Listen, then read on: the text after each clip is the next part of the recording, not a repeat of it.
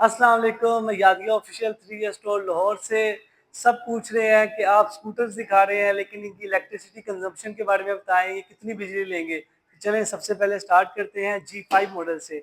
अगर G5 की बात की जाए तो G5 एक चार्ज में सिर्फ और सिर्फ बिजली के लेते हैं 2.5 यूनिट, और 2.5 यूनिट पे देता है 100 किलोमीटर। इसका मतलब 150 रुपीज में ये आपको दे रहा है 100 किलोमीटर और ₹1.5 पर किलोमीटर। इसी तरह आगे चलते हैं, हमारा top of the line variant इपोकेज। इपोकेज की बात की जाए तो ये एक बार चार्ज होने में लेता है बिजली के सिर्फ 3 यूनिट, और ये 3 यूनिट में देता है 125 से 130 किलोमीटर।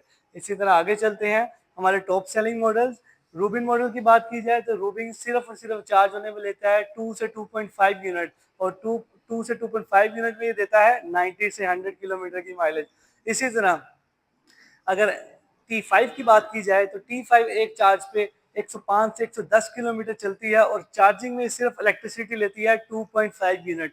2.5 यूनिट का मतलब वही कि ये ₹150 लेती है चार्ज होने में, और चार्ज होकर सिर्फ देती है ये 105 से 110 किलोमीटर की माइलेज, यानी 1 से ₹1.5 की। इसी तरह अगर हम इसे कंपेयर करें, जैसे हम ई स्कूटर्स को कंपेयर करें फ्यूल के साथ, तो e scooter on average 1.5 kilometre पर चार्ज देते हैं, जबकि गैसोलीन आम बाइक्स हमारी उससे देखें तो वो 7 से 8 रुपए पर किलोमीटर देती हैं, और इसमें अभी कोई मेंटेनेंस कॉस्ट इंक्लूड नहीं है। It's without maintenance cost.